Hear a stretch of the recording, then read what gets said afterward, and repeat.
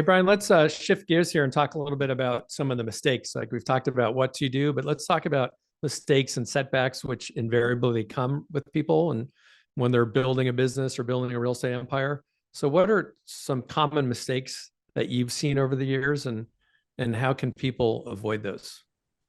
Well, I think the number one is that they don't think well enough in advance. Hmm. And that's why your favorite tool, my favorite tool is a pad of paper and a pen. Hmm. Write things down, what you've learned. Every day you should examine what you've learned. And when you have a problem, I always say that there's nothing wrong with losing money, but it is unforgivable not to analyze what you did so that you don't repeat it. Um, so whenever you have a setback or a difficulty, remember someone like Jeff Bezos, one of the richest people in the world, says we don't make mistakes here, we learn lessons.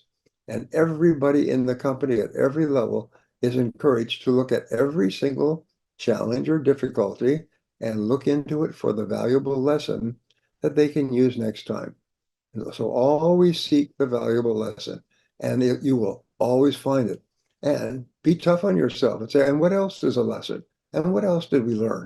But what else is a great question? What else would we do differently next time? And what else have we learned that going to help us? And really push it, but don't just be satisfied with a quick or a superficial or an easy answer. Really dig deep into it. One of my favorite stories is the story of Thomas Edison. And Thomas Edison was the most prolific inventor in American history. At one time, 1/6 of Americans were working for a Thomas Edison company. Wow. 1/6. And why? Because he just kept coming up with ideas that created complete industries. And when he was working on this idea of the electric light bulb, they all said it couldn't be done, it couldn't be done, it couldn't be done. And he said, well, it can be done and it will be done and I will do it. I will find the key. So they went and worked on finally finding this tungsten impregnated filament that in a vacuum glass Hmm. that led to the invention of the light bulb. They were experimented like 1,000, I think it's 130 times before they failed, tried and failed, and tried and failed, tried and failed, and week after week, and month after month, and year after year. And people said, why are you doing this? Everybody knows that man was meant to light their way through life with kerosene lanterns. And he said, no, he said, there is a solution and I will find it and I'll not quit until I do. And eventually, suddenly they had the experiment, they turned it on, and the electric light worked. And it changed the world forever. You and I cannot even imagine not having electric light. Changed the world forever. But it was because of one man's stubbornness and determination and discipline and persistence. Just keep on and keeping on and keeping on. Now, one of the reasons why Edison was so successful was that he kept good notes.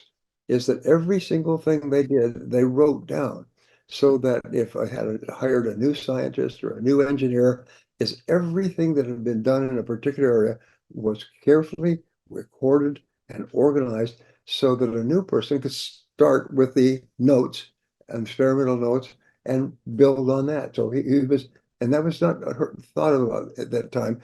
At that time, they were just everybody would experiment and so on and so forth. And if it didn't work, they'd go on to something else. But he developed what is called the research laboratory. It was the critical thing that made Emerson great and made the United States great. Is this research laboratory was carefully tracking everything they did, talking about it, but writing it down so that the next generation of engineers had something to start from. And Hmm. it's this with you and I is when we take a spiral notebook, as you were talking about, and write down what did I learn from this situation. And the more painful it is, the more important it is that you write down what you learned. Right. And don't say, well, I learned this and I learned that. No, force yourself 10 things, 20 things. You'll be astonished. The deeper you dig for the lessons that you learn, the more likely it is you'll come up with profound lessons that may actually make you rich. And if you just try to cheap on it and just write down a couple of things that you learned, you're not giving yourself the full advantage. Yeah, I think that's Yeah. super smart and important. I'm a big Thomas Edison fan myself, by the way, but in my office, I have a signed Thomas Edison original photograph with a letter that sits behind me. So he's kind of inspiration to me too. But I also love his famous quote, getting back to your hard work that we talked about at the beginning, right? Success is, I think he said, 1% inspiration and 99% perspiration, which I've Yeah. always loved, right? Well, there's this famous story, you'll probably know it, is one of his research laboratories caught on fire, and they sent him a message, and he came out and he watched, and the whole research laboratory was in flames, and it burned down with all the notes and experiments and everything else. And he called his wife. He said, "Honey, you've got to get over here and look at this. You're never going to see anything like this again in your whole life." And so his wife came, and they stood out there and they watched they going up in flames. He said, "Do you know what we can do now? We can start over with none of the mistakes of the past to interfere with us. We can start brand new." And so we looked at it as a great opportunity. There's a way, by the way, a technique which I have taught to many businesses. And the technique is, imagine that you went to work one day and their entire building had burned to the ground. All right. Many companies have all kinds of ups and downs and so on. But just imagine you arrive at work and the factory, business, office is burned to the ground. Fortunately, the staff had gotten out into the parking lot so that nobody was hurt, but the business was gone. However, there was a good piece of luck is across the street was a new building that was unrented, unleased, and you could go and walk across the street. And this is the key. It's called the walk across the street method. You could walk across and start over again. Now, if you were going to do this very important thinking tool is who would you take? I'm sorry, what products or services would you want to get up and into the market as quickly as possible? What customers would you contact? What would you do first? What would you do second? What would you want to get moving fast? Because you've got to get started. You've got to generate sales and revenues and so on. And that's the first part. And second of all your staff have been safely evacuated from the building. Which of your staff would you take with you to the new building? And which would you leave in the parking lot? And this is really, really important. This is called zero-based thinking. If you are starting over from scratch, what would you do more of? What would you do less of? So what products or services would you continue to offer? What products or services would you no longer offer? Mm-hmm. What people bring with you? What people would you leave behind? And so thinking like this is something I used to teach in strategic planning. And I've done strategic planning for more than 1,000 companies over Wow. the years. And I teach them this walk across the street method. Zero-based thinking is another technique I teach them where you ask this question, is there anything that I'm doing today that knowing what I now know, I would not start up again today if I had to do it over? Zero-based thinking, I learned that from Peter Drucker many years ago, Mm-hmm. is draw a line under everything you've done in the past and imagine you're starting over brand new. Is there any product that you no longer bring to the market? Is there any person you would not hire or assign to a particular responsibility? Is there any investment that you would not make again today? Keep asking yourself, knowing what I now know, is there anything that I wouldn't do or start doing again from this day forward? And then have the courage to say, well, I wouldn't hire this person, or I wouldn't offer this product, or I wouldn't make this decision, and have the courage to cut it off. And the question is, when do you do this? And the answer is immediately.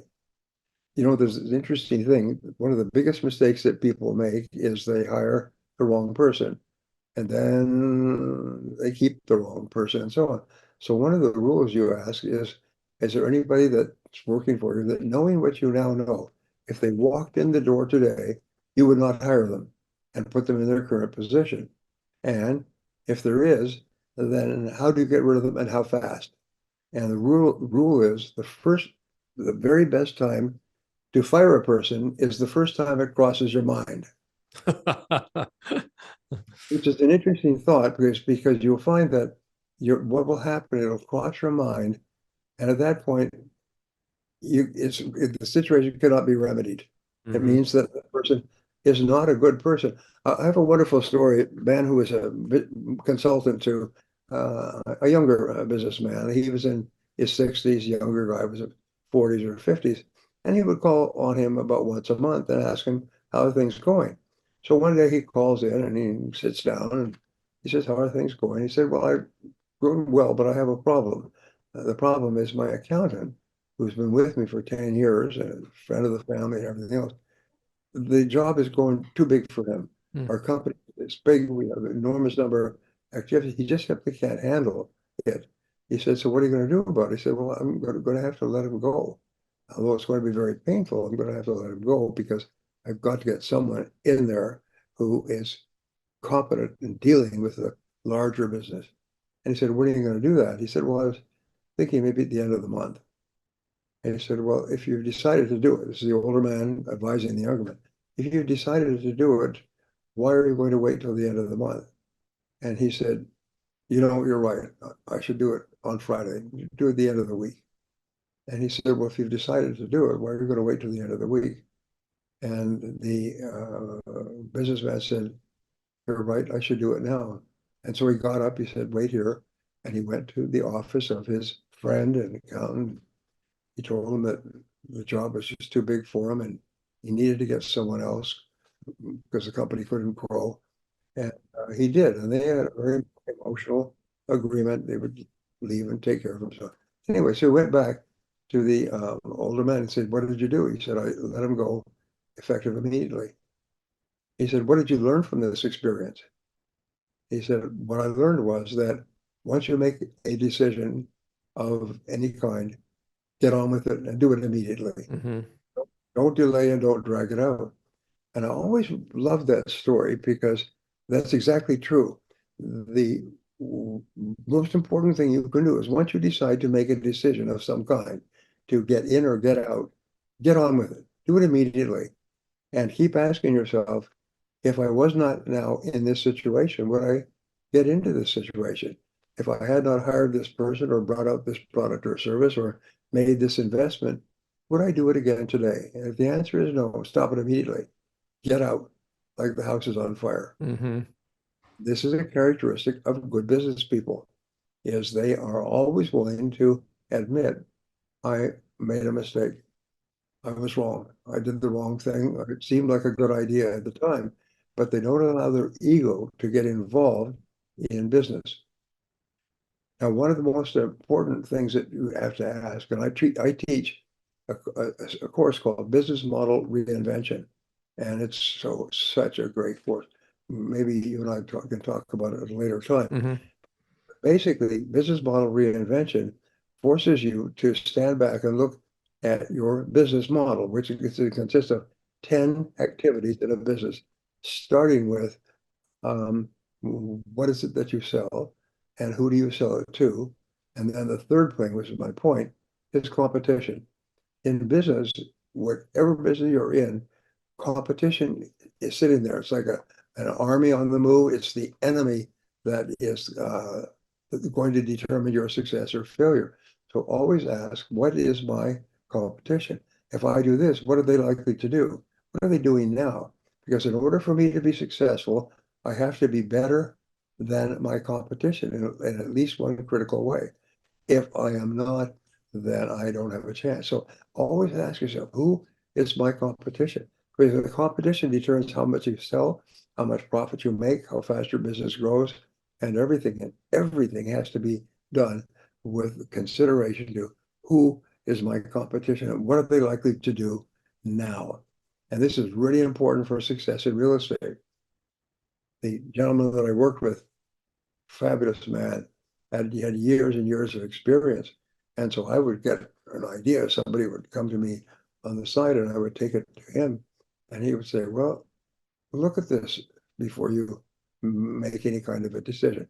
or think about this, or here's something to do. And his experience opened his eyes to all kinds of negative possibilities that an inexperienced person doesn't have. So one last thing I would suggest is get yourself a mentor, not a coach, but maybe a coach, but a mentor, somebody who's older and more experienced than you, and meet with him or her on a regular basis and ask for their advice and take notes. Sometimes that could literally save you years of hard work in making the right decision, in making good decisions, in earning greater profits, in not making mistakes, all those different things that which you have experienced over and over Yep. in your business. Yeah. I mean, I think with experience comes wisdom, right? And so sometimes no matter how good you are, if you haven't gone through an experience, which maybe an older mentor could provide that has that wisdom, you just can't see it, right? And we get in our own way sometimes as well. And we don't want to hear oftentimes, advice that we need to hear as well. But I think that, with that comes that wisdom that a mentor could provide you. They say that experience enables you to recognize a mistake the next time you do it. That's right. Hey, Brian, let's shift gears and talk a little bit. We touched on mindset. Tell me a little bit about your thoughts on mindset. Like when you bring up, Edison and the lab burning down, and here's a guy where a lot of people would have looked at that situation and go, gosh, all my work, it's over, right? And Edison looks at it and goes, okay, we can start fresh here. It's a new beginning, which is completely tells me a lot about his mindset and the mindset of how successful people sort of approach a situation that's set about like that. I'd like to get your kind of thoughts on shifting a mindset and what it takes for someone to achieve success. Well, I've always said that you have to love your customers. It's one thing. You also have to love your product. Your product has to be something that you care about, that makes you happy. And you're much more likely to be come up with ideas if you're optimistic. So I always say that optimism, looking for the good in every situation, and doing things well, which makes you happy. If you do that, you was it Napoleon Hill who said that if you do work that you love, you'll never work another day for the rest of your life. Right. That's a great insight. So one of the things that you have to do is be really disciplined and make sure that what you're doing is something you enjoy and you think it's important and valuable for other people.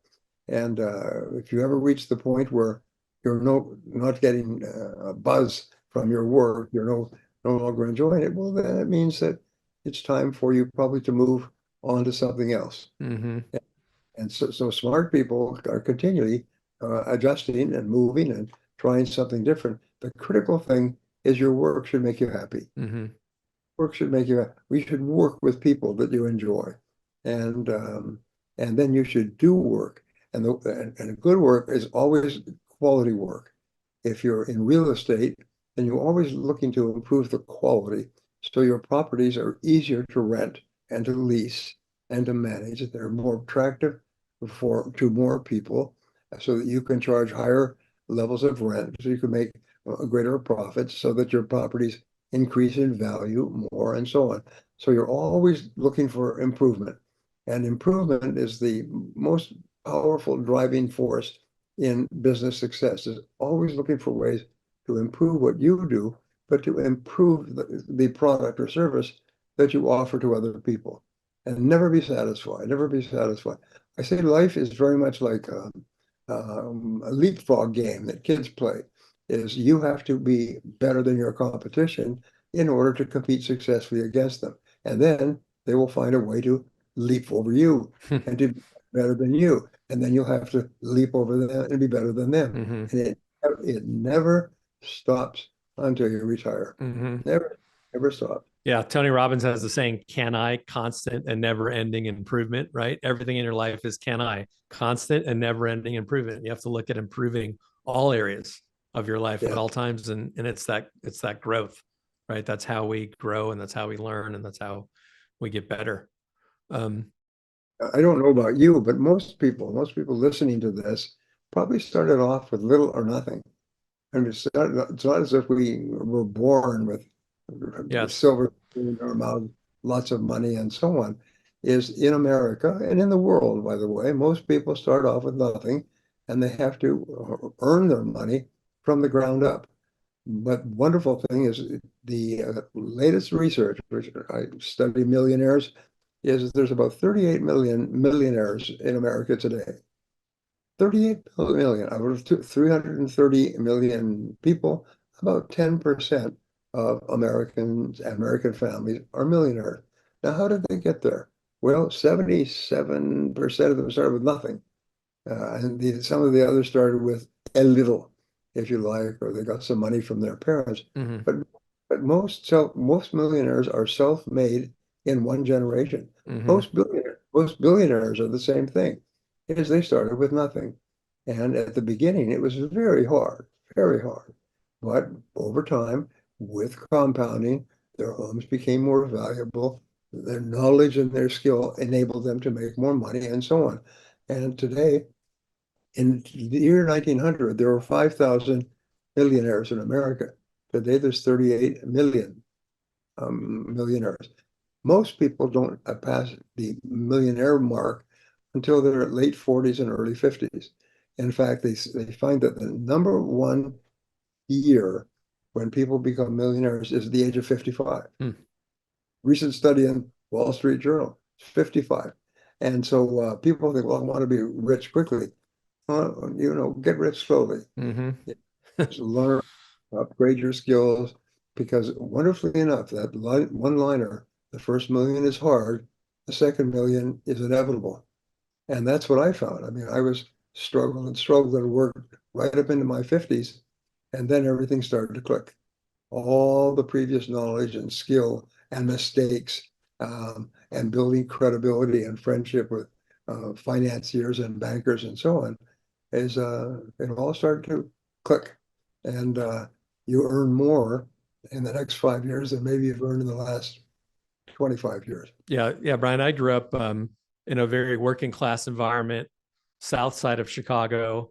My dad was an immigrant from Italy. He was a bricklayer and then started his own company. So I grew up in a very working class, blue collar environment.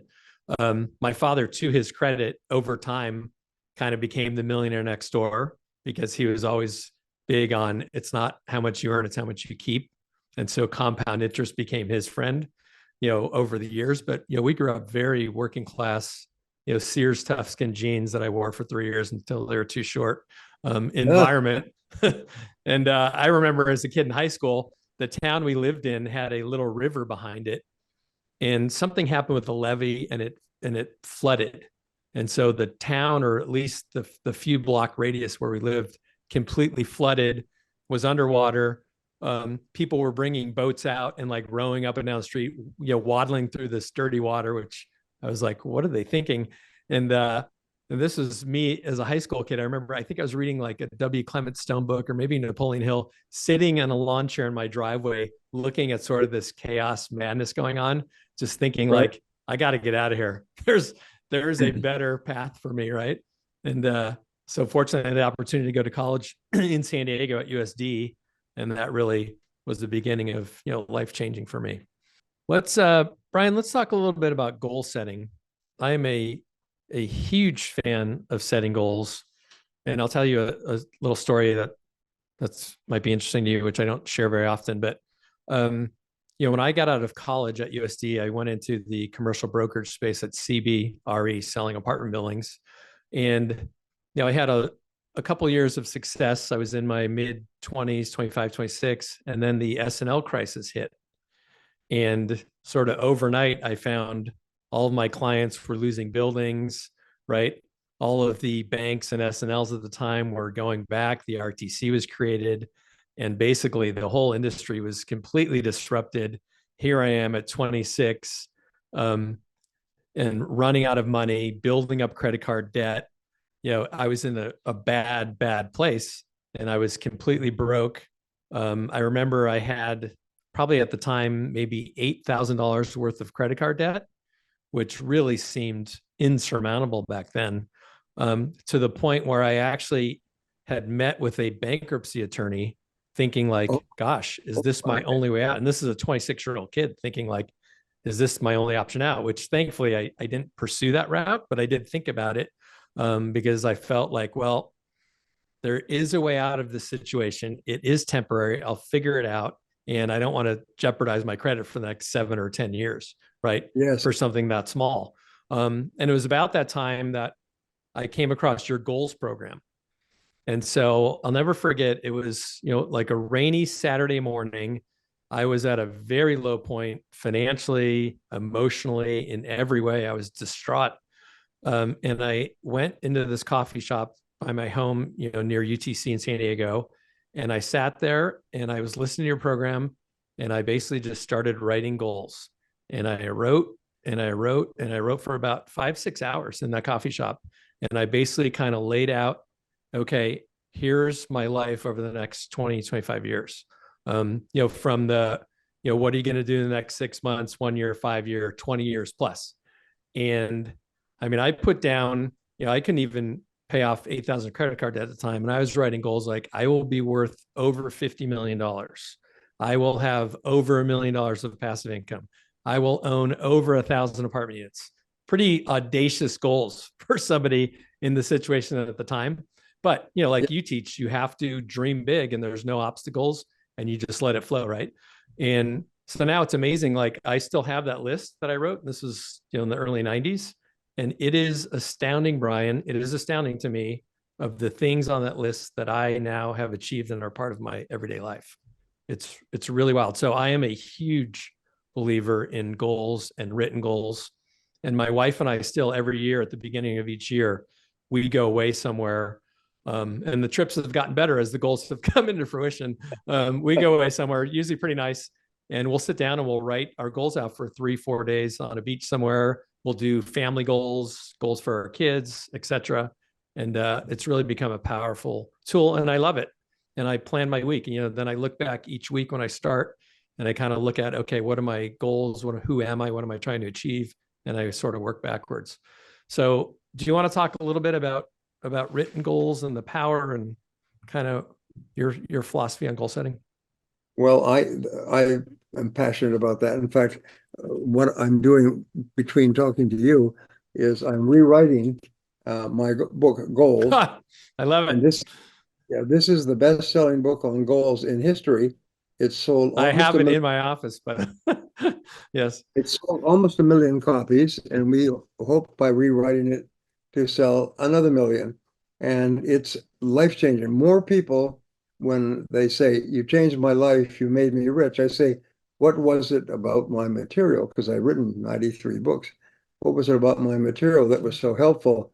And they always say, they beam, like the Cheshire Cat. They beam and they say, "It was the goals. It was the goals. It changed my life. It was the goals." I had no understanding of how important goals were. Mm-hmm. And one of the things that you and I could talk about this for a long time because setting goals was the turning point in my life as a young broke and everything else. Yep. Here's the point is that each person has 3 minds. One is the conscious mind, which is the one we're working with now. The other is the subconscious mind, where you store all of your previous experiences. The third is what is called the superconscious mind. And I learned about this many decades ago. But the superconscious mind is a mind that connects you with the universe. And it is the source of the law of attraction, the law of correspondence, all the different laws. But basically, when you program a goal into your subconscious mind, it passes it on to the superconscious. So it's almost like if you have look at it in an amusing manner. Imagine you rented a house and you never went into the basement at all. And then one day, for some reason, you went to the basement, you found this massive supercomputer that filled the whole downstairs. And this is a computer that you could put in any goal or objective and just push the button, and it would generate the goal or objective for you. It had such incredible powers. Well, each person listening to us today, every person, has a superconscious mind. Most people don't use it. It's like it's a supercomputer in the basement. They don't even aware that it's there, and they don't use it. But the superconscious says that if you write a goal in a specific way, you program it into your superconscious computer, and the superconscious computer will bring you your goal at exactly the right time, in exactly the right way, at exactly the right time for you. But the most important thing for you for success, as you discovered when you were $8,000 in debt, is clarity. Clarity. You must be crystal clear about what it is you really want. And the 80-20 rule, 90-10, only 3% of people, according to research, are really clear about what they want to accomplish in the months and years ahead. And the only way that you can be clear is if you write it down in the present tense. Right. It's very important you write it down in the present tense. Your subconscious and superconscious mind can only read it in the present tense. You can't say, I will earn, I will weigh, I will achieve. No, the superconscious cannot deal with a future tense, only the present tense. So I call these the 3 Ps. They're positive, present tense, and personal. Personal is I, present tense is earn, and then positive, this amount of money. Mm-hmm. So the way that you program, there's a special way that your superconscious responds, is write it in the present tense as though it were already a fact. So for example, I say, I earn X number of dollars by December 31st, 2024. That's very simple.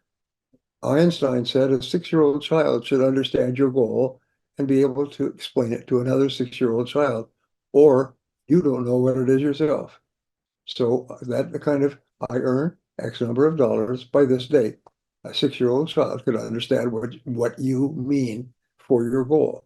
And if you'll do that, I remember when I was about 23, 24, struggling, sleeping on the floor of a friend's one-bedroom apartment, I came across an article that said, if you want to be successful, write down your goals.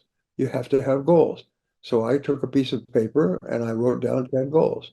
And I probably lost the piece of paper, but 30 days later, my whole life had changed. Mm-hmm. The major goal that I wanted was financial because I was struggling. Right. And then I had other health goals and travel goals and business goals and so on. And it was just absolutely revolutionary. If I was going to give our friends advice, it would be very simple. Take a piece of paper and write down 10 goals in the present tense. And then what I do is I encourage people to use a spiral notebook. I'll show you mine because I use it all the time. And the spiral notebook will make you rich. And it'll make you rich far faster than you could possibly imagine. We're listening to the check here. Here's my spiral notebook. And I have this and I have others and I have rows and rows. I can show you in my around my den here. I've got piles of these. And what I do is I take them out, I write down today's date, and I write down 10 goals. Then you can write historical things and plans for vacations and things like that, or tell what happened. But you write down your 10 goals every day. Mm-hmm. And I have to tell you a fun story. I used to charge $5,000 for my coaching program.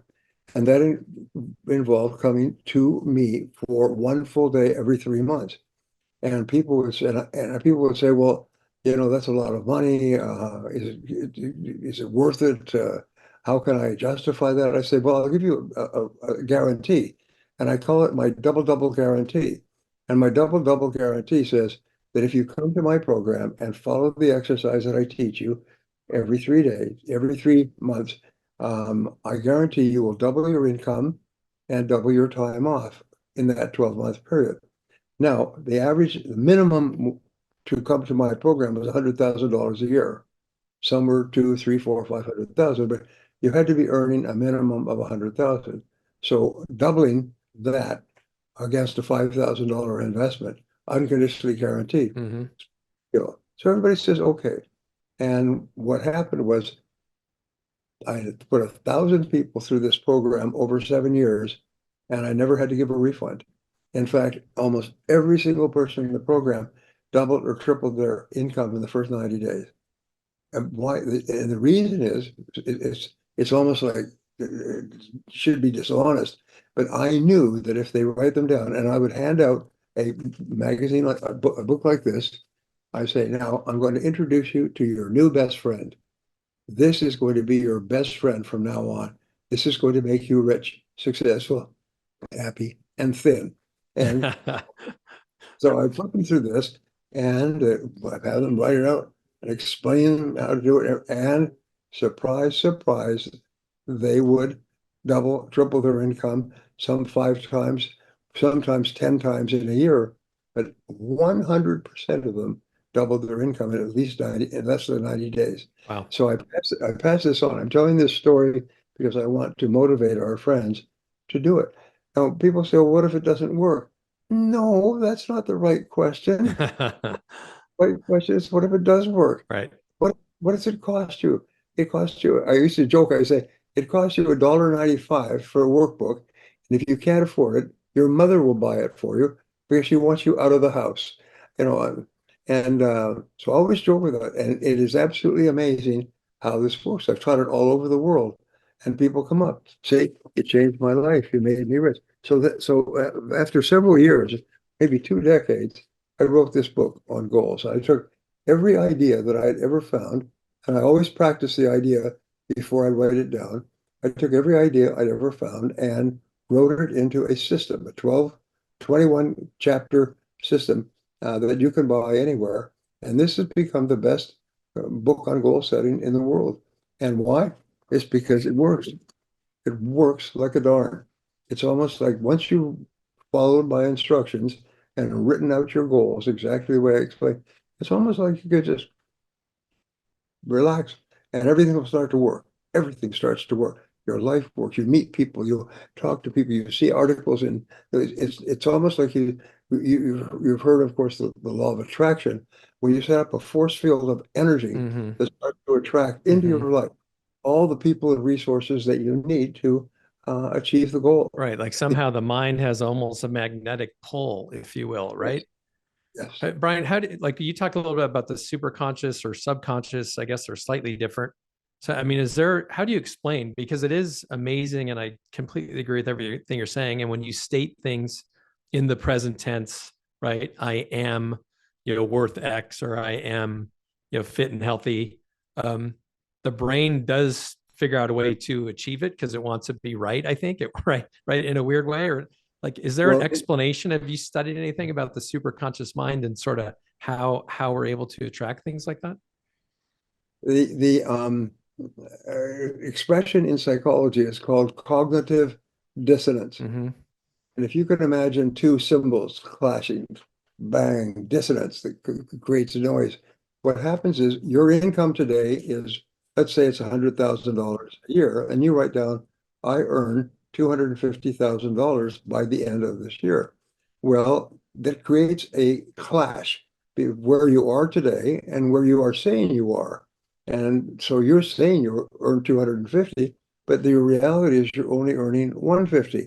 But you keep saying, I earn 250, and this creates this clash of this dissonance. And what happens is your subconscious and superconscious go to work to make your new command your actual reality.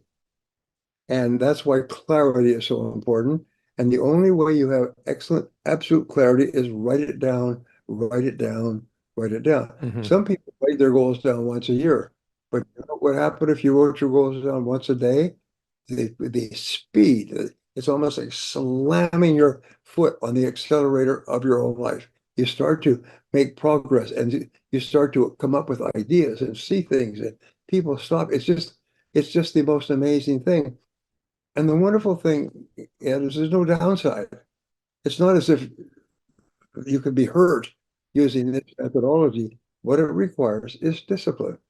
To sit down and spend 5 minutes, it takes 3 to 5 minutes to write down your major goals each morning, and then get on with the rest of your life. And you'll set up this force field of energy, which you're talking about, this law of attraction, and it will start to draw into your life all the resources that you need to make your goal come true. Mm-hmm. The funny thing is you can't find anybody who will tell you it didn't work. When they come up to me all over the world, they say it worked faster than I ever thought possible. I couldn't believe it.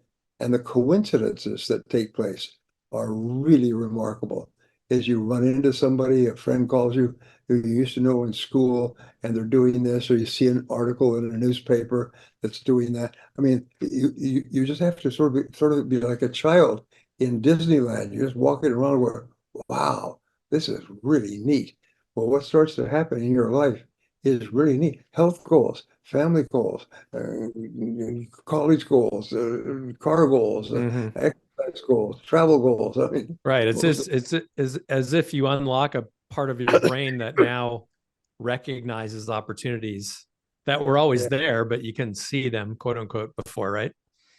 Right. Well, one of the things my wife and I set as a goal is that we visit Paris in the springtime and spend a week in Paris. So that came true relatively quickly by the next year. And we said that was really good. And a couple of years later, we said, why don't we go back to Paris? So we did. And then a couple of years later, we went back one more time. I said, we're tired of Paris. And there's an expression, a very famous expression in Europe saying, anyone who is tired of Paris is tired of life. Spent so much time in Paris. He said, would you like to go to Paris? Oh, God, I've been to Paris. That's How funny. about Rome? Oh, Rome, London. Oh, I've been to London, Berlin. No, no, no. In other words, those things which seem like such extraordinary things. And we didn't, we stayed in first class hotels and went to some of the best restaurants in the world when we were in Paris because surprise, surprise, once we set Paris as a goal, we started to make more money so that we could afford fly, and we flew first class to Paris. And I mean, it was just so astonishing. Hmm. First, first time I went to Paris, I was in a van, a Volkswagen van. I was a teenager, a little bit traveling around Europe, and now here I am. It's just astonishing. So what I'm saying is, just give it a try. Just give it a try. And here's the interesting thing: is the more confident you are that you're going to achieve the goal, the more relaxed you are about it, the faster it comes true. Hmm. Yeah, you just have to believe. Hey, Brian, I'm being told we have to wrap up in about the next 5-10 minutes. So Okay? maybe a couple other things. I'm going to talk to you a little bit about time and then a little bit of future, and we can wrap up. So, Brian, let's talk a little bit about leveraging time. You've written a lot, and you've taught a lot about time management. Is kind of a big theme in the work you've done. Yes. How can people better leverage their time, right? Because you always hear like, I don't have enough time to work out. I don't have time for X. But the fact is, we all have the exact same 24 hours in a day. You do, Yeah. I do, Jeff Bezos does, Elon Musk does, and they get a lot more done than I do. Um, Yes. so let's talk about leveraging time and how people can best do that. Well, this is one of the most important things in the world because I always say that you have two primary resources, time and money. And when you start off as a young person, you have lots of time and very little money. Now, your job is to change the ratio, is to change it so that as your time passes, you have maybe less time, but you have more money. Now, time and money can be either spent or it can be invested. If you spend it, it's gone forever. Like if you waste your time and you entertain yourself and spend it on recreational activities, it's gone forever. But if you invest your time, you can turn it into knowledge, skill, ability. If you invest your money, you can turn that into eventually a fortune over time. Well, now here's an interesting discovery is that they have analyzed and interviewed thousands of people. They find that the average person spends about 1 hour a month studying money. Hmm. 1 hour a month, and it's almost always at bill paying time. I'll remember bill paying time. Right. Sit down at the end of the month and you pay your bill. And that wealthy people spend about 10 hours a month studying money. What does that mean? Well, they read the financial papers to see what's going on. I read the financial papers every single morning. I read the Wall Street Journal, but I also take Fortune, Forbes, Business Week, and other financial magazines, and they give you little ideas and insights. They're written by some of the smartest people about money. Mm-hmm. And just one insight can change your life. Here's an insight, by the way, that is very precious. It is that you are earning today exactly the amount that you have designed yourself to earn. Mm-hmm. That a company is earning exactly how it has been designed to earn. If you're not happy with what you're earning, then you need to change the structure. You need to change your organization. You need to do things differently. But the fact is that you are earning exactly what you have decided to earn by the structure that you have. I totally Now, agree with that. so you and I are very familiar with the concept of self-responsibility. Is superior people accept high levels of responsibility for themselves. They don't make excuses. They don't blame other people. They don't look outside themselves. They say the magic words, I am responsible. If I'm not happy with anything in my life, I am responsible for changing it. Yes. Nobody else is going to do it for me. Mm-hmm. And that attitude is the attitude of the truly superior person. They don't make excuses. They don't blame other people. They say, I'm responsible. That's one of the reasons why people say, you changed my life. You made me rich. I realized that everything I accomplished is up to me. It's not up to someone else. I've been waiting for, someone to come along. I've been waiting for lightning to strike. And Right. Yeah, no, I completely agree with you, right? It's like, yes, I live by that. Like, if it went wrong, it's my fault. If it went right, it's my fault. If it's great, it's my fault. If it's bad, right? Everything is up to you. And you got to take responsibility. And it's the ultimate, I think, form of maturity, which I try to tell my kids, right? Be responsible for everything you do because you're in control. And I think that's the real message, right? It's like once, and that was kind of the original, I think, Napoleon Hill message.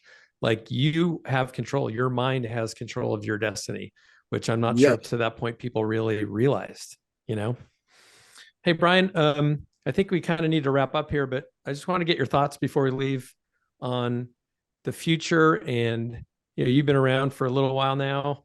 Um, I think I sent you a text. You turned 80 recently, and I said, "Hey, Brian, 80 is the new 60, so you still got some time left, and you're still writing books and doing great things, which is amazing." But in looking at the future, kind of where do you see things? And we're all kind of concerned, good or bad, about things like AI that could be a complete game changer for all of our lives, I think. And I'm just curious as to your perspective right now and on where you see things. well, a spiritual writer once said that the only attitude worthwhile having is the attitude of optimism. Mm-hmm. It's just a complete belief that the world is a good place to be in, and it's only going to get better. We here in America are so blessed. We have the most entrepreneurial country in the world. We have people coming legally and illegally from all over the world to want to be here Mm-hmm. to just get a piece of the action, just to have an opportunity to perform. Um, one of my friends is one of my friends still now is William Bennett, who was the Minister of Education in the Reagan years. And he was talking to a high school class in Chicago. And one of the students said, Mr. Bennett, how can you tell if a country is a good country or not? Because there's all these negative articles and stories about why America's got all these problems. And he said, well, it's very simple. He said, just open the gates and see which way the people go. Isn't that great? And Well, if here, that's the case, we have the greatest country in the history of mankind based on the influx we got going on right now, right? absolutely. Now, here's another thing is that people will come here both legally and illegally, but we take in legally in the United States more immigrants than all the other countries in the world put together. Hmm. And now, with the situation on the southern border, it's millions more Right. than we expected. This is a wonderful country and a wonderful time and place to be alive. This is the best it's ever been in all of human history. Hmm. There are no limits. We have a wonderful legal system that protects us. We have a wonderful banking financial system. Everything is great. And so therefore, it's the question, is the glass half full or the glass half empty? And our glass is half full. This is a wonderful thing. So anybody who's watching you and I talking, we both have the same attitude, is this is the greatest time in all of human history to be alive. You can accomplish more today than has ever been possible, except for next month and next year and 5 years from now. And so that's how you get up every morning and say, wow, this is the greatest time, the greatest place to be alive. I think that's terrific, and I completely agree with you. Um, hey, Brian, one final question, if I can. You know, could you describe your legacy to me? I mean, you've done a lot for so many people. You've taught for decades. Um, you've enriched the lives of millions of people, literally. How would you most like to be remembered? Well, I fell in love with personal development many years ago, decades ago, and I spent hundreds, thousands of hours studying some of the intricate things that we've talked about. And my goal at that time was very selfish. I just wanted to use these ideas on myself. Hmm. I wanted to improve the quality of my life and that of my wife and that of my children. But then I got this idea that I could multiply myself with books and audio programs and videos and put them into multiple languages. My programs are now in 55 languages. Wow. There are people all over the world who train on video in their language with my programs, with workbooks and everything else. So my goal, I have what I call an attitude of gratitude, and is I am so grateful for the wonderful things that have happened to me in my life. And I just want to share them with as many people as possible, um, and with no limits. So that's what I do. I think of a book, I think and I've written 93 books, but I think of a book that would appeal to at least 1 million people, at least 1 million people. Hmm. And don't hit bullseyes every time, but it's astonishing how many millions of people have read some of my works or listened to them, um, and actually changed their lives in a positive way. So that's my great goal in life, is to help as many people as possible and to leave a legacy of books and tapes and programs that other people can then take. One of the things I want to do is shorten the amount of time that it takes for individuals to fulfill their potential and to achieve their goals. And by taking all of the best things I've ever learned and putting them into actually learnable and usable forms, it enables me to have those people come up and say, you changed my life, you made me rich. Hmm. Right on, that's what I had in mind. Well, I think you will definitely leave that legacy and have changed a lot of people's lives. So thank you for that. And Brian, just thank you for joining me today on the show and sharing your invaluable wisdom and insights. And I believe our audience will be both motivated and inspired to pursue their own success journeys by applying some of the principles that we spoke about today. What's the best way to find you, Brian, these days? If somebody wants to learn more about your work. Brian, BB at briantracy.com. I have a company business, all kinds of staff working at different levels, but basically Brian Tracy, Brian BB at Or briantracy.com. just your website, briantracy.com. It kind of has all your stuff on it too, right? Exactly. And there's an enormous amount of free stuff there too, because when I started off, I couldn't afford anything. So I try to make a lot of stuff free, Hmm. that you use. And then there's other stuff that you can buy, but you don't have to. Okay. Yeah, no, there's some great stuff on your website. I've been to it. Well, thank you again, Brian. I appreciate you spending all the time with you today, and God bless you. Take care. Thank you, Ed. We'll talk again.